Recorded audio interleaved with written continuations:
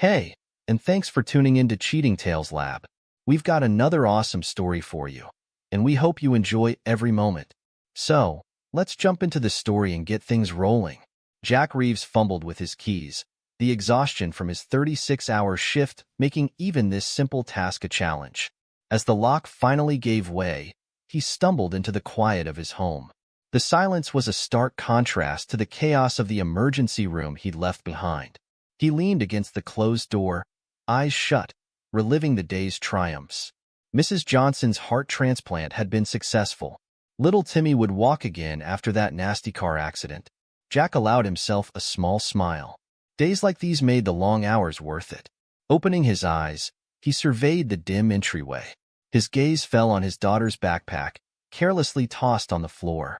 A fond sigh escaped his lips. "Emily," he muttered, shaking his head, "when will you learn to hang this up?" He bent to pick up the bag, wincing as his back protested the movement. As he lifted it, intending to hang it on its designated hook, a small leather-bound book slipped out and hit the floor with a soft thud. Jack froze, recognizing it instantly. Emily's diary. He stared at it, warring with himself. The scout law, ingrained in him since childhood, echoed in his mind. Trustworthy. Loyal. "I shouldn't," he whispered to the empty house. Yet even as the words left his mouth, his hand was reaching for the book. Something nagged at him, a feeling he couldn't quite place. Call it doctor's intuition, but something felt off. With trembling fingers, he flipped open the diary. His eyes scanned the pages, not really reading at first, just taking in his daughter's neat handwriting. Then, a phrase caught his attention, making his blood run cold. "And then second dad took me to the science fair. He was so proud when I won first place. I wish dad could have been there, but I know the hospital keeps him busy." Jack read the passage again and again.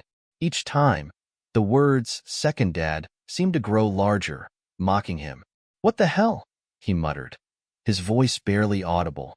His mind raced, flipping through possibilities. A grandfather? An uncle?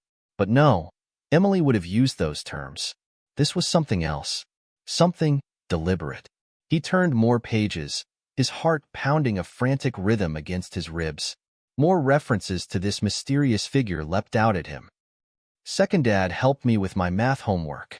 Second dad took me for ice cream after my dentist appointment." Jack's hands were shaking now, a cold sweat breaking out on his forehead. How long had this been going on? How had he not noticed? The sound of a car pulling into the driveway snapped him back to reality. He snapped the diary shut, his decision made. No more secrets. No more lies. It was time for answers. Sarah's key turned in the lock, and Jack straightened, squaring his shoulders. The diary felt heavy in his hand, a damning piece of evidence. The door swung open, and Sarah walked in, her face brightening at the sight of him. "Jack, you're home early," her smile faltered as she took in his expression, her eyes flicking to the diary in his hand. The color drained from her face. "We need to talk," Jack said, his voice steady despite the storm raging inside him. Sarah's bag slipped from her shoulder, hitting the floor with a thud. "Jack, I can explain." "Can you?" Jack cut her off, his tone eerily calm. He held up the diary. "Who is second dad? Sarah?" Sarah's mouth opened and closed, no sound coming out. She looked like a fish out of water, gasping for air. "What I think," Jack continued, his calm exterior belying the turmoil within, "is that my daughter has been calling another man dad behind my back. What I think is that my wife has been lying to me. Am I wrong, Sarah?"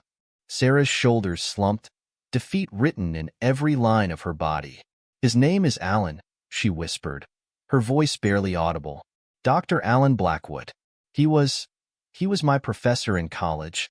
Jack felt as if he'd been punched in the gut. The room spun around him, and he had to lean against the wall to steady himself. "How long?" he managed to ask, dreading the answer. Sarah's eyes met his, filled with a mixture of guilt and defiance. 10 years. The words hit Jack like a physical blow.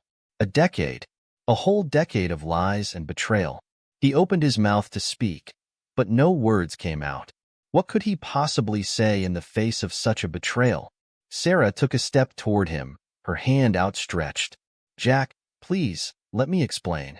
It's not what you think. Jack jerked away from her touch as if it burned. Not what I think, he spat, his calm finally cracking. What exactly am I supposed to think, Sarah? That you've been having an innocent tea party with your old professor for the last 10 years? That you just happened to forget to mention it? Sarah flinched at his words. I never meant for it to go this far. It just happened. Happened. Jack's laugh was bitter. Things like this don't just happen, Sarah. You made a choice. Every time you met him, every time you lied to me, every time you let our daughter call him Dad, you made a choice. The sound of the front door opening again cut through the tension. Margaret, Jack's mother, walked in, her arms full of groceries. Her smile froze as she took in the scene before her. Jack? Sarah? What's going on? Margaret asked, her eyes darting between them. Jack turned to his mother, ready to explain, when he caught the flicker of guilt that crossed her face. His eyes narrowed. You knew, he said, his voice filled with disbelief and anger. Margaret set the groceries down, her hands trembling slightly. Jack, please, let me explain. Explain what, Mom?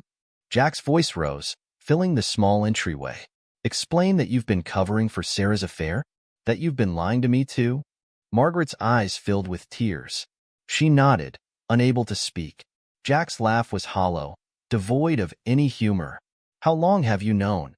I found out a few years ago, Margaret admitted, her voice barely above a whisper. I kept quiet to protect the family. I thought if I ignored it, it might go away. Jack shook his head, disgust evident in his expression. Protect the family? By lying to me? By letting my daughter call another man Dad? Sarah stepped forward, reaching out to Jack again. Please, Jack, let's talk about this. I know I've made mistakes, but we can work through this. For Emily's sake, if nothing else. Jack jerked away from her touch once more. Mistakes? A decade-long affair isn't a mistake, Sarah. It's a choice. A choice you made every single day for 10 years. He turned to Margaret. And you're supposed to be my mother. How could you keep this from me? Margaret's tears were flowing freely now. I'm so sorry, Jack. I thought I was doing the right thing. I didn't want to see our family torn apart. Well, congratulations, Mom, Jack said bitterly. You've succeeded spectacularly. Our family isn't torn apart. It's obliterated. With that, he pushed past them both, heading for the stairs. He needed to be alone, to process this betrayal that seemed to infect every aspect of his life. Jack, wait. Sarah called after him. Where are you going? We need to talk about this. Jack paused on the stairs, not turning back. I'm going to check on our daughter. The one person in this house who hasn't been lying to me for years. His voice was cold, detached. Don't follow me. I can't even look at either of you right now. As he climbed the stairs, he could hear Sarah's muffled sobs and his mother's attempts at consolation. But he felt nothing. The shock was too fresh, the betrayal too deep. He didn't know if he'd ever be able to feel anything for them again. In the days that followed, Jack's world crumbled around him. He threw himself into his work, performing back-to-back surgeries with laser-like focus. The operating room became his sanctuary, the one place where the chaos in his personal life couldn't touch him. His colleagues noticed the change in him. The usual warmth in his eyes was replaced by a steely determination. His easy smile was now a line of concentration, but they attributed it to his legendary dedication, not knowing the turmoil that lay beneath the surface. Dr. Thompson, the head of surgery, stopped him in the hallway after his third consecutive shift. Jack, you've been here for 72 hours straight. Go home, get some rest. Jack's smile didn't reach his eyes as he replied, I'm fine, sir. There's always more work to be done. Dr. Thompson frowned, concern etching lines on his forehead. Jack, I admire your dedication, but you're no good to your patients if you're exhausted. Take a break. That's an order. Jack nodded, knowing he couldn't argue. But the thought of going home filled him with dread. Home was no longer a sanctuary. It was a battlefield.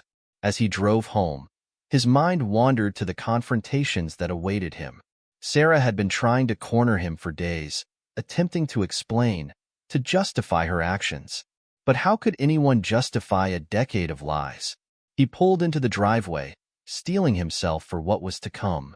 As soon as he stepped through the door, Sarah was there, her eyes red-rimmed from crying. "Jack, please," she began, her voice hoarse. "We need to talk about this. I know what I did was wrong, but you have to understand. Your work, you were always at the hospital. I felt so alone." Jack's eyes were cold as he looked at her. "So you decided to sleep with your professor? To let him play daddy to our daughter? Tell me, Sarah, how exactly am I supposed to understand that?" Sarah flinched at his words. "I never meant for it to go this far. It just happened.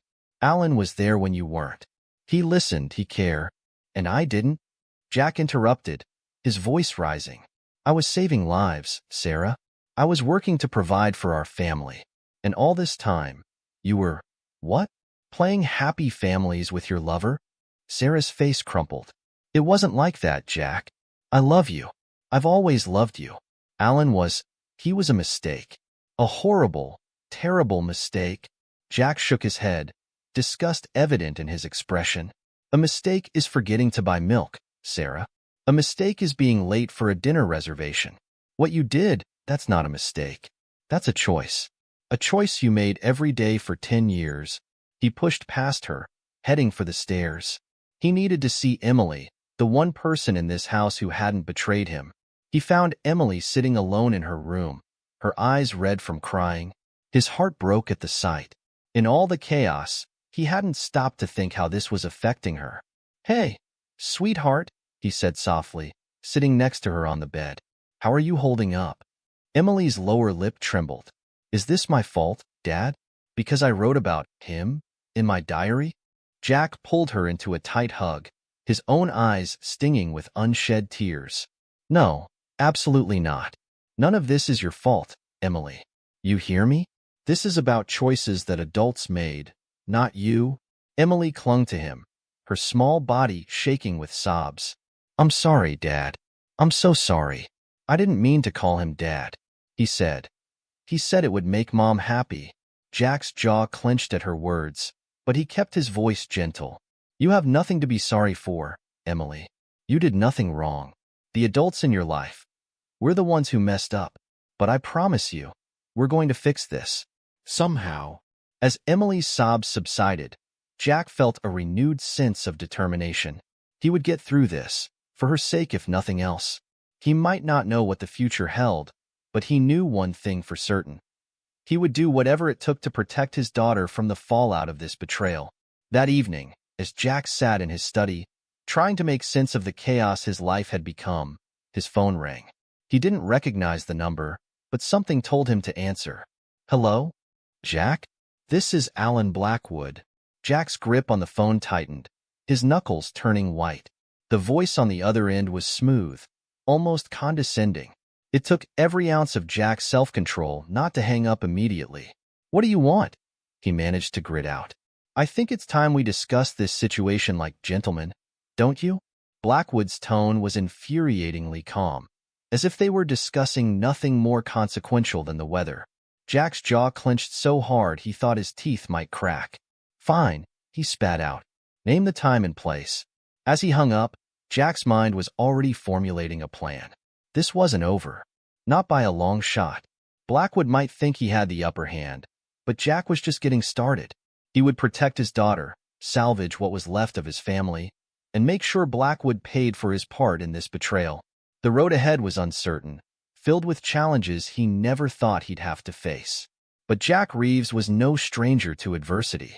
He'd fought to save lives in the operating room, against impossible odds. Now, he would fight for his family, for his daughter, for his very sense of self. As he looked out the window at the setting sun, Jack felt a strange calm settle over him. The storm of emotions that had been raging inside him for days quieted, replaced by a steely resolve. Whatever came next, he would face it head-on. He was Dr. Jack Reeves, and he didn't back down from a fight. The ambulance sirens pierced the night, their urgent wails growing louder as they approached County General Hospital. Dr. Jack Reeves stood at the emergency room entrance, his face a mask of determination. The call had come in 15 minutes ago, A devastating multi-car pileup on the highway. Multiple critical injuries. All hands on deck. As the first ambulance screeched to a halt, Jack's mind snapped into focus. The chaos of his personal life faded into the background. Here, in this moment, he was Dr. Reeves, trauma surgeon. Nothing else mattered. What have we got? Jack barked as the EMTs rushed the first stretcher towards him. Male, mid-30s, severe head trauma and possible internal bleeding. One of the EMTs rattled off. BP's dropping fast. Jack's hands were already moving, assessing the patient as they wheeled him inside. Get him 2 or 3. Page Dr. Sanderson for neuroconsult. Move. For the next several hours, Jack was a whirlwind of activity. He moved from one critical patient to another, barking orders, performing intricate surgeries, making split-second decisions that meant the difference between life and death. In or two, elbow deep in a patient's chest cavity, Jack felt a bead of sweat trickle down his forehead. Suction, he commanded, his voice steady despite the tension in the room. We've got a bleeder here. As he worked to repair the torn aorta, Jack's mind flashed briefly to Sarah, to the betrayal that had shattered his world. He pushed the thought away, focusing on the task at hand. He couldn't save his marriage, but he could save this life. Hours blended together as Jack moved from one emergency to the next. He was vaguely aware of the nurses murmuring in awe at his stamina, his laser-like focus. Let them talk. This was what he was born to do. As the crisis began to subside, Jack stepped out of the OR, peeling off his bloody gloves. He rolled his shoulders, feeling the ache of exhaustion setting in. But there was no time to rest. More patients needed him. He was heading towards the next, or when he spotted a familiar figure in the hallway. His steps faltered as he recognized Dr. Alan Blackwood, the man who had been playing second dad to his daughter for years. Blackwood was standing with another doctor, engaged in what appeared to be a casual conversation. As if he hadn't torn apart a family. As if he had every right to be here. Their eyes met across the bustling ER. Blackwood's lips curled into a smirk, a look of smug superiority that made Jack's blood boil. Jack's hands clenched at his sides, the urge to wipe that smirk off Blackwood's face with his fist nearly overwhelming. For a moment, Jack saw red. He imagined striding across the room, grabbing Blackwood by his expensive collar, and slamming him against the wall.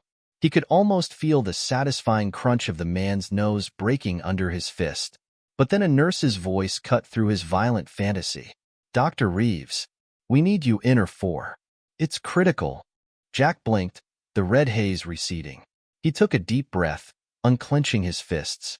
With a last, cold look at Blackwood, he turned and strode towards or 4. He had lives to save. Blackwood could wait. As Jack scrubbed in for yet another surgery, he forced himself to focus.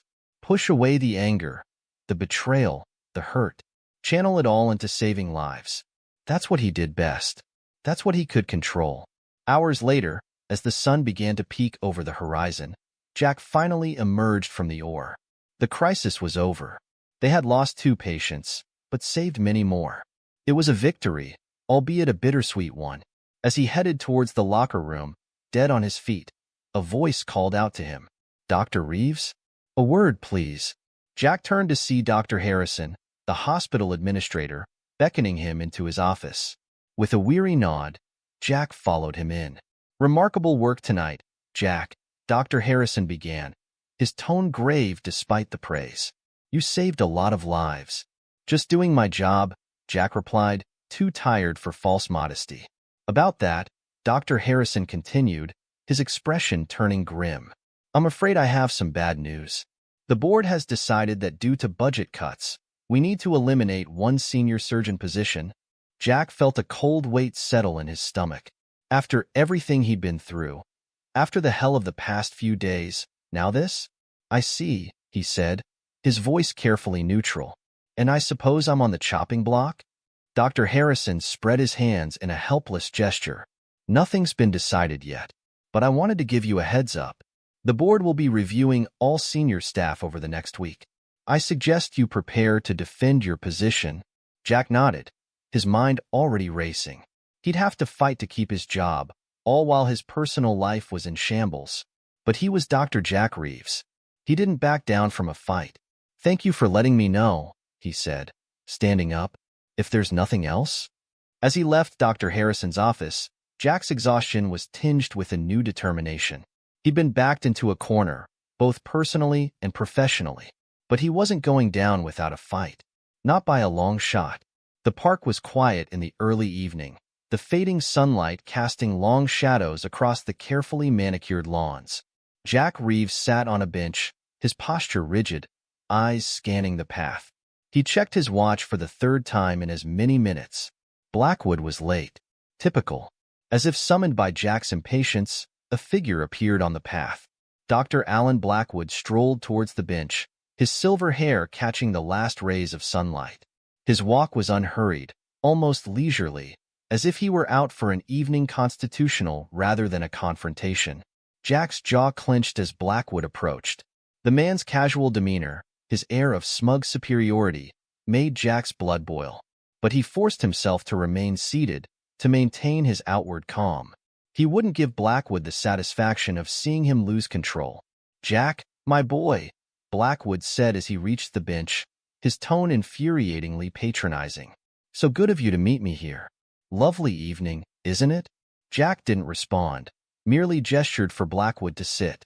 The older man lowered himself onto the bench, arranging his expensive coat around him with fastidious care. "Now then," Blackwood began, a condescending smile playing on his lips, "I think it's time we discuss this situation like gentlemen. Don't you agree?" Jack remained silent, his eyes fixed on Blackwood's face. Let the bastard talk. Let him dig his own grave. Blackwood, seemingly unperturbed by Jack's silence, continued. "I understand you're upset. It's a natural reaction. But I think, if you look at this objectively, you'll see that there's a way for all of us to benefit from this situation." Jack's eyebrow raised slightly, the only outward sign of his incredulity. Benefit? From his wife's infidelity? From the betrayal of his family?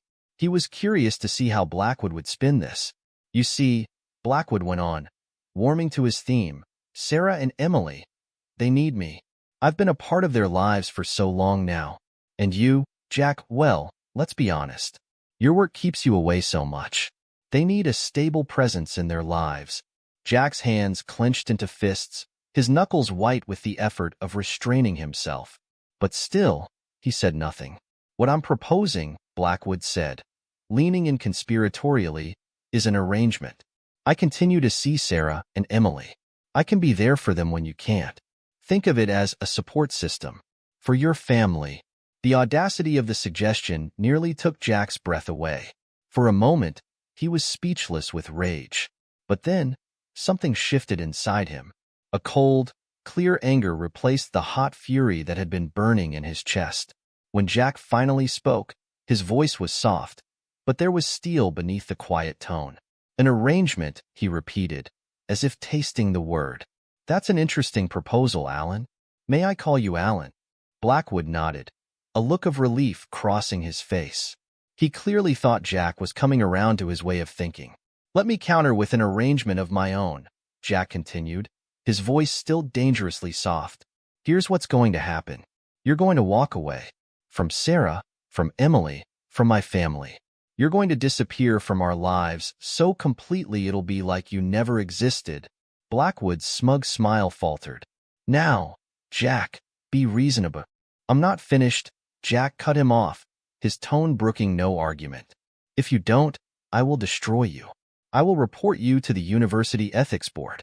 I will provide evidence of your inappropriate relationship with a student. Yes, Alan, I have evidence. And I will ensure that your academic career ends in disgrace." The color drained from Blackwood's face as Jack laid out his plan in excruciating detail. The older man's arrogance crumbled, replaced by a look of dawning horror as he realized the precariousness of his position. "You can't," Blackwood began, but Jack cut him off again. "I can, and I will, unless you do exactly as I say." Blackwood's mouth opened and closed, no sound coming out. He looked like a fish out of water, gasping for air. But what about Sarah? What about Emily?"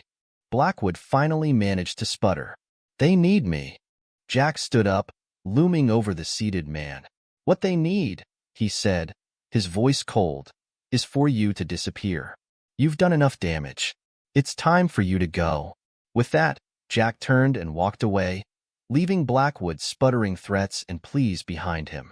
He didn't look back. He didn't need to. He knew he'd won this round. As he strode out of the park, Jack felt a weight lift from his shoulders. For the first time since discovering Sarah's betrayal, he felt in control. Blackwood had thought he held all the cards, but Jack had just shown him how wrong he was. Now, it was time to turn his attention to the next battle. His job at the hospital was on the line, and he'd be damned if he was going to lose that too. With renewed determination, Jack headed home to prepare for the fight ahead. The conference room was silent as Jack Reeves stepped up to the podium. The review board members sat in a semicircle before him, their faces impassive. Jack could feel the weight of their scrutiny, the unspoken pressure of what was at stake. He took a deep breath, centering himself.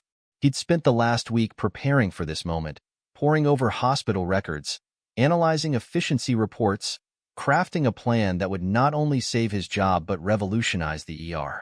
Ladies and gentlemen of the board, Jack began, his voice steady and confident. I stand before you today not just to defend my position, but to present a vision for the future of our emergency room. As Jack launched into his presentation, he could see the board members' expressions shift from polite interest to genuine engagement.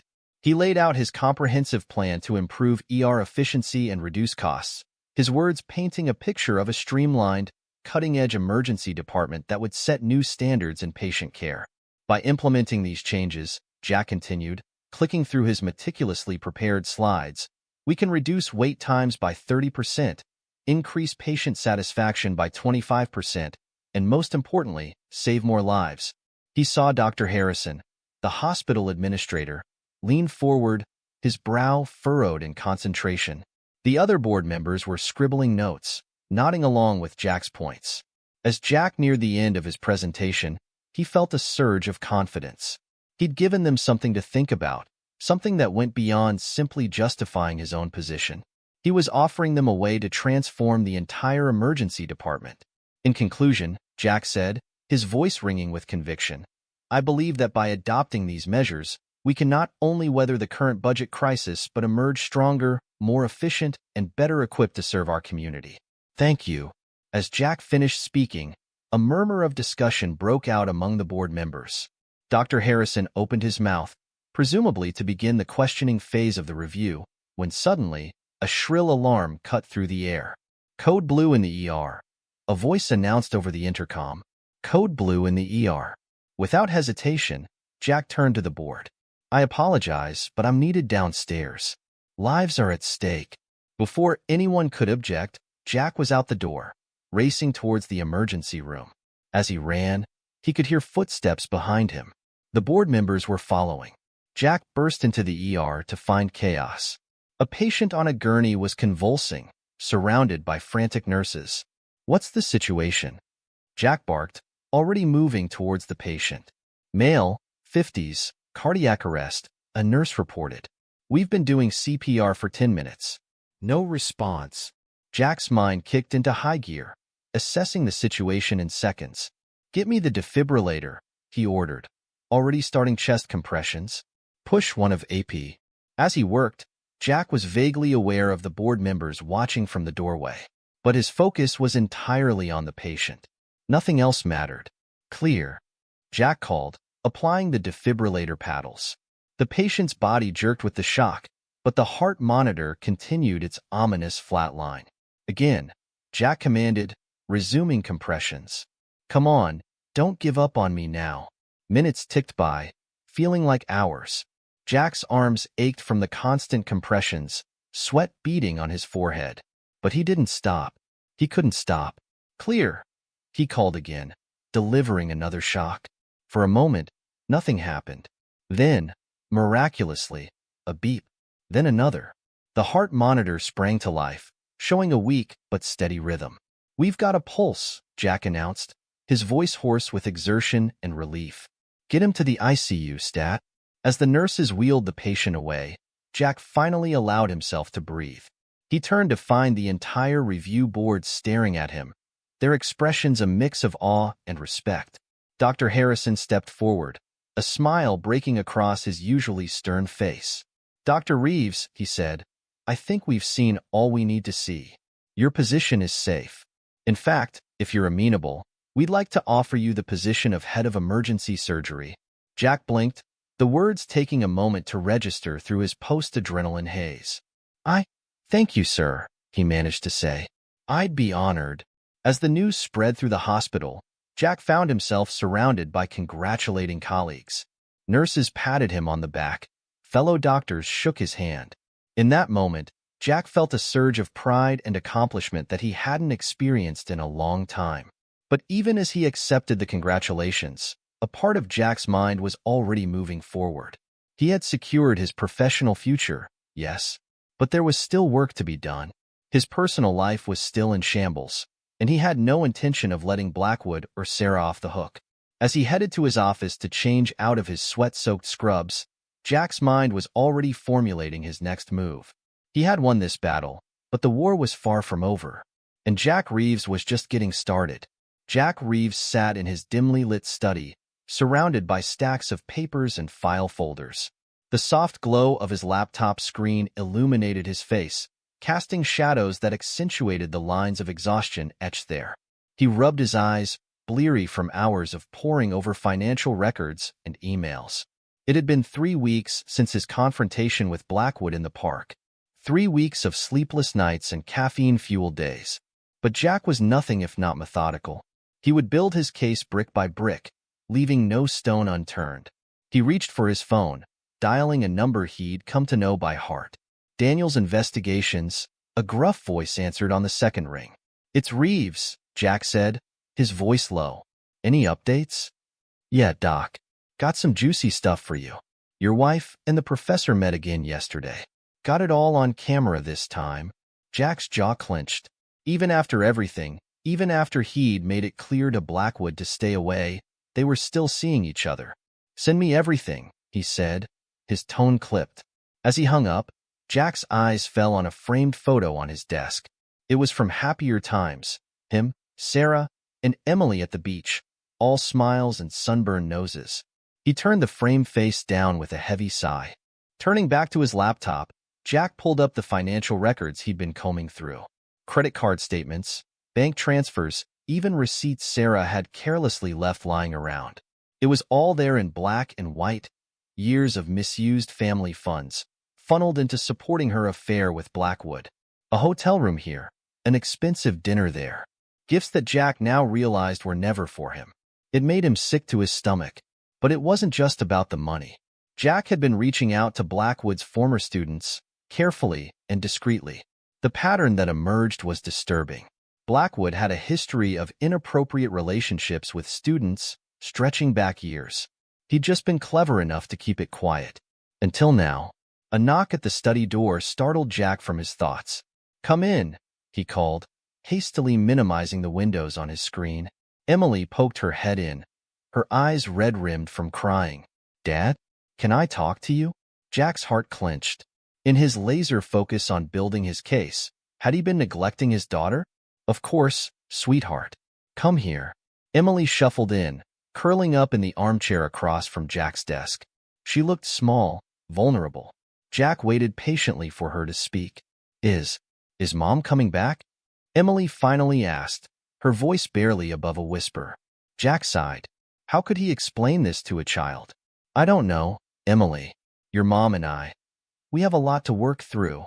Emily nodded, picking at a loose thread on her pajama sleeve. And Dr. Blackwood? Is he going to be my dad now?" The question hit Jack like a physical blow. He was around the desk in an instant, kneeling in front of Emily and taking her small hands in his. "Listen to me, Emily. I am your dad. The only dad you need. No one, not Dr. Blackwood, not anyone, is ever going to change that. Do you understand?" Emily nodded, tears spilling down her cheeks. Jack pulled her into a tight hug, his own eyes stinging. As he held his daughter, he felt his resolve harden. He would see this through, not just for himself, but for Emily.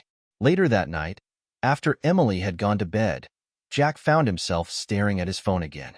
He scrolled through his contacts, finger hovering over a name he hadn't called in years. Mike Hawkins, his oldest friend, a detective with the police department. Before he could talk himself out of it, Jack hit the call button. Jack? Mike's voice was surprised but warm. It's been a while, buddy. Everything okay? Jack took a deep breath. Mike, I need your help. And I need a friend. Over the next hour, Jack poured out the whole sordid story. The affair, the betrayal, the evidence he'd been gathering.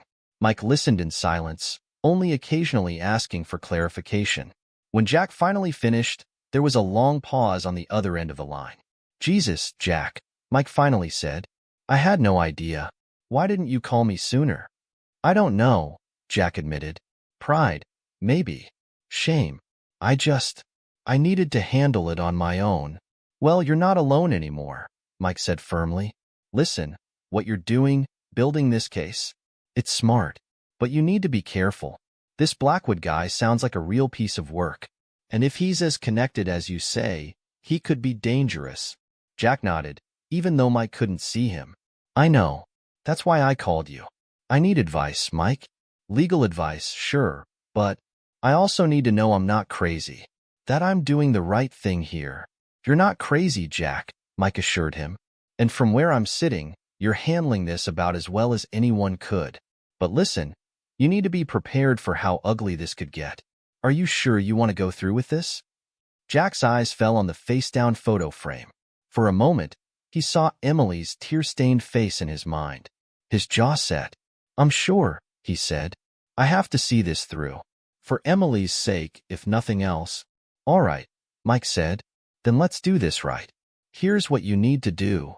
As Mike laid out a plan of action, Jack felt a weight lift from his shoulders. He wasn't alone in this fight anymore. And with Mike's help, he would make sure that Blackwood and Sarah faced the consequences of their actions. The game was far from over, but Jack Reeves was finally ready to make his move. The conference room at the Hilton was uncomfortably quiet. Jack Reeves sat at the head of the long table, his face an impassive mask. To his right sat Mike Hawkins, a thick folder in front of him. Across from them, Sarah fidgeted nervously, her eyes darting between Jack and the door. The tension in the room ratcheted up a notch as the door opened. Alan Blackwood strode in, his silver hair immaculately styled, a confident smile on his face. That smile faltered as he took in the scene before him. What's going on here? Blackwood demanded, his eyes narrowing as he spotted Mike. Who's this? Please, have a seat, Alan, Jack said, his voice eerily calm. All will be explained shortly. As if on cue, the door opened again. A distinguished-looking man in his 60s entered, followed by a woman about Blackwood's age and a sharp-eyed man in an expensive suit. Dean Hartley, Jack said, nodding to the older man. Mrs. Blackwood, Mr. Thompson. Thank you all for coming. Please, be seated. Blackwood's face had gone pale. Jack, what is the meaning of this? He sputtered. Jack leaned forward, his hands clasped on the table. We're here to work things out, Alan. Isn't that what you wanted? To discuss our arrangement? Sarah's head snapped up at that, her eyes wide with panic. Alan, what is he talking about? Jack didn't give Blackwood a chance to respond. Let me explain, he said, his voice carrying clearly through the room. For the past decade, my wife Sarah has been carrying on an affair with Dr. Blackwood here. An affair that began when Sarah was his student. Dean Hartley's bushy eyebrows shot up. Mrs. Blackwood let out a small gasp. That's preposterous, Blackwood blustered. You have no proof. Oh, but I do. Jack cut him off smoothly. He nodded to Mike, who began laying out photos on the table. Photos of Sarah and Blackwood together, in various compromising positions. Hotel receipts, bank statements, financial records showing how my wife has been funneling our family's money to support this affair, Jack continued, his voice never rising above a conversational tone, and statements from several of Dr. Blackwood's former students, detailing a pattern of inappropriate relationships stretching back years. The color had drained from Blackwood's face. Sarah was openly weeping now, her head in her hands. This is a setup, Blackwood tried, but his voice lacked conviction. Is it? Jack asked mildly. He turned to Dean Hartley. Dean, I believe you'll find all the evidence you need here to conduct a full ethics inquiry. Mr. Thompson can advise you on the legal implications." The lawyer nodded, already leafing through the documents with a grim expression. "Alan," Mrs. Blackwood spoke up, her voice trembling. "Is this true? All of it?" Blackwood opened his mouth, closed it, then tried again. "Margaret, I can explain." But Jack wasn't done. "Oh, there's more," he said, his eyes glinting. "Sarah, would you like to explain to everyone how you've been embezzling funds from your research grant to pay for your little rendezvous?" Sarah's head snapped up, her tear-streaked face a mask of horror. "Jack, please," she begged. "Don't do this." "Do what, Sarah?" Jack asked, his calm facade finally cracking. "Tell the truth? Isn't that what you should have done years ago?" The room descended into chaos. Blackwood and Sarah began shouting accusations at each other, their masks of civility finally shattering. Mrs. Blackwood dissolved into tears. Dean Hartley and Mr. Thompson huddled together, speaking in urgent whispers as they pored over the evidence. Through it all, Jack sat silent, watching the destruction he'd wrought. He felt no joy, no satisfaction, just a bone-deep weariness and a glimmer of hope that maybe, just maybe, this nightmare was finally coming to an end.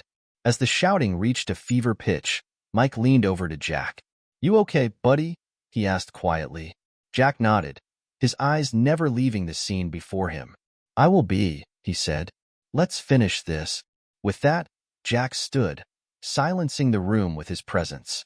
"I think we're done here," he said, his voice cutting through the tension like a knife. "Dean Hartley, Mr. Thompson, I trust you have what you need. Mrs. Blackwood, I'm sorry you had to find out this way. Sarah," he paused, meeting his wife's tear-filled eyes. "I'll have my lawyer contact you about the divorce proceedings." Without another word, Jack turned and walked out of the room, Mike close behind him. As the door closed, he could hear the chaos erupting again behind him. But for the first time in months, Jack felt a sense of peace. The trap had been sprung. Now, all that was left was to deal with the aftermath. The university auditorium was packed, a low murmur of voices filling the air. At the front, a panel of stern-faced administrators sat behind a long table, and in the center, looking small and defeated, sat Dr. Alan Blackwood. Jack Reeves watched from the back of the room, his face impassive. He debated whether to attend this ethics inquiry at all, but in the end, he felt he needed to see it through. To witness the final act of this sordid drama, the head of the ethics committee, a severe-looking woman with steel-gray hair, called the room to order. "Dr. Blackwood," she began, her voice carrying clearly through the hushed auditorium. "You stand accused of multiple ethical violations, including inappropriate relationships with students and misuse of university resources. How do you plead?" Blackwood, his once proud shoulders now slumped, barely raised his head. I cannot deny the charges," he said, his voice barely audible. A collective gasp went through the room. Jack felt a grim satisfaction. Blackwood had finally run out of lies. What followed was a thorough and damning presentation of evidence. Emails, witness statements, financial records. With each new revelation, Blackwood seemed to shrink further into himself. When it was over, the verdict was swift and unequivocal. Blackwood's tenure was revoked. His academic career lay in tatters. As security escorted him from the room, his eyes met Jack's for a brief moment. There was no anger there, no defiance, just a haunted, empty look that almost made Jack pity him. Almost. As Jack left the auditorium, his phone buzzed. A text from Mike. "It's done. Sarah's out." Jack allowed himself a small smile. Sarah's own ethics inquiry at her research institute had concluded. Like Blackwood, she'd been found guilty of ethical violations and financial misconduct. Her career as a researcher was over. The next few weeks passed in a blur of legal meetings and court appearances.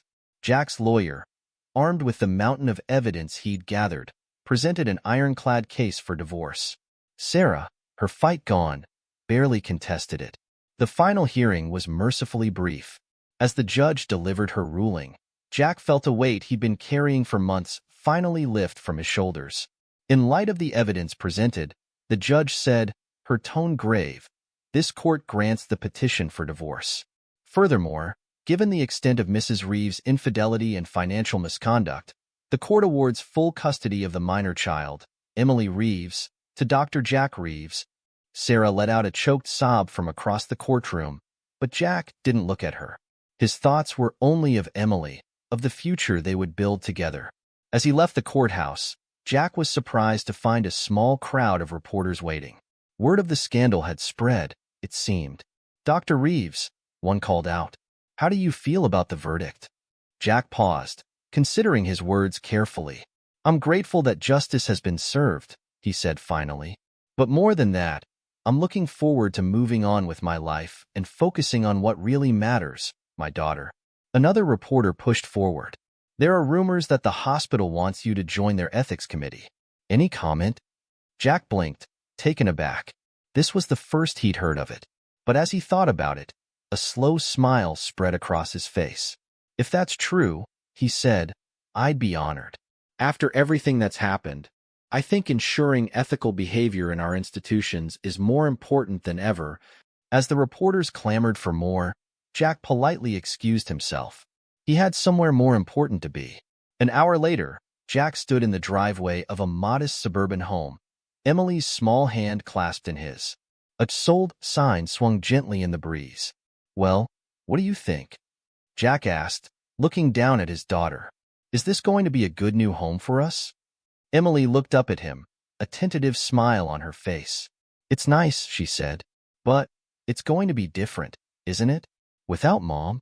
Jack knelt down, bringing himself to Emily's eye level. "It is going to be different," he admitted. "But different doesn't have to mean bad. We're going to make this our home, you and me. And I promise you, Emily, I'm going to be here for you. Always." Emily's smile grew a little stronger. "I know, Dad," she said. Then, unexpectedly, she threw her arms around Jack's neck in a fierce hug.